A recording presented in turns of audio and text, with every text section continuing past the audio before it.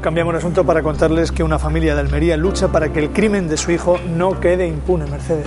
Así es, su hijo murió hace 8 años y aún no han sido juzgados los presuntos autores de su muerte, que acabaron con su vida enterrándolo vivo. Los hechos ocurrieron en el año 2003, cuando un grupo de excursionistas se encontraron en un paraje de la localidad de Tabernas el cuerpo de este joven de 26 años atado de pies y manos y con evidentes signos de violencia. Pero además tenemos que contarle que meses más tarde detuvieron a los presuntos cómplices de los que acabaron con la vida de su hijo, y tenemos que decir que finalmente quedaron en libertad. Los responsables, los auténticos responsables, aún no han respondido ante la justicia española, y por ese motivo precisamente están hoy con nosotros sus padres, Rafael y María, a los que saludamos y agradecemos que estén con nosotros esta tarde. Buenas tardes a los dos. Buenas tardes. María, lo primero, para entender el caso y de cómo ocurrió todo, nos tenemos que remontar, nos tenemos que situar en el año 2003, porque antes de que encuentren el cadáver de su hijo, ¿dónde estaba él? Yo estuve el día 27, fue el último día que lo vi con vida. Ya, y el martes nos dijeron que habían encontrado el coche quemado en Taberna, y ya no lo vimos.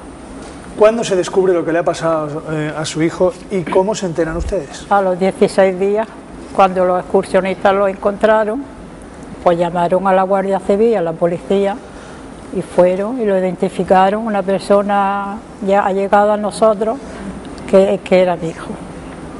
La policía acude al lugar donde señalan los excursionistas, sí. Pero ¿a ustedes qué les cuentan? ¿Qué se encuentran ellos cuando llegan allí, María? A nosotros, pues, a mi hijo, a mí es que no me lo han dicho. A mí me lo han ido diciendo poquito a poco, porque, imagínate. ¿Y poco a poco qué es lo que le han ido contando? Poco a poco, porque como lo enterraron vivo y atado de pies y manos, y eso.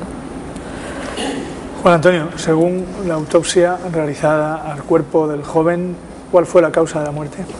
Bien, el cadáver aparecía de cúbito supino, es decir, en boca arriba, para que nos entendamos, y presentaba atadas las manos y los pies, aparte de otros signos de violencia. Todo apuntaba, por lo tanto, que se trataba de un asesinato. Cuando después la autopsia, como bien dices, analiza los restos cadavéricos, observa que hay arena, tierra en los pulmones del muerto. Por lo tanto, se deduce que él estaba ya agonizante cuando intentó, de alguna manera, salir de la tumba en que le habían metido, todavía con vida. Pero, Rafael, ¿saben ustedes, o se imaginan los motivos por los que acabaron de esa forma tan violenta con su hijo? Pues no lo sabemos. Lo único que sé es que a mí me dijo el juez, el primer juez, me dijo que mi hijo ni se lo había comido ni se lo había bebido, el tema este. Es lo único que sabemos hasta ahora. Pero, perdona, Juan, porque María sí que nos había comentado que en un principio ustedes piensan que pudieron haberlo confundido con otra persona. ¿Nos puede explicar eso, María? Pues que el juez, yo cuando fue mi marido a los juzgados, sí, pues le dijeron eso, que se habían equivocado de persona. El juez me lo dijo. Que en este caso, que mi hijo no estaba implicado.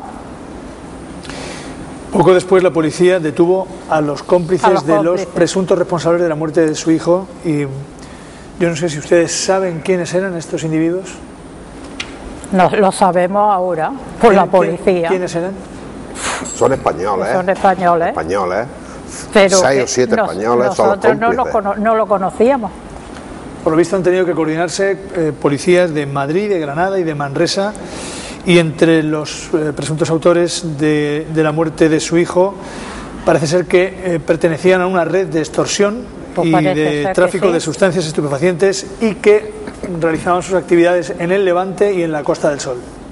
Sí, pero nosotros no tenemos constancia de que mi hijo tuviera relación con claro, estos. Si mi hijo no tiene antecedentes. Y no teníamos constancia de que se dedicaba a eso, como lo decían los periódicos. Bien, que hemos hablado de los cómplices, les acaba de preguntar Juan, pero María, sin embargo, años después, los presuntos autores de la muerte de su hijo fueron detenidos en Francia. A partir de este momento, María, ¿Qué ocurre? Los detenidos no los cogieron en Francia. Los cómplices los cogieron uno en Barcelona y otro en Madrid y aquí en Almería. Sí, pero estamos hablando ya de los presuntos autores. De los autores, sí. La han cogido uno en Marbella y otro en Mónaco.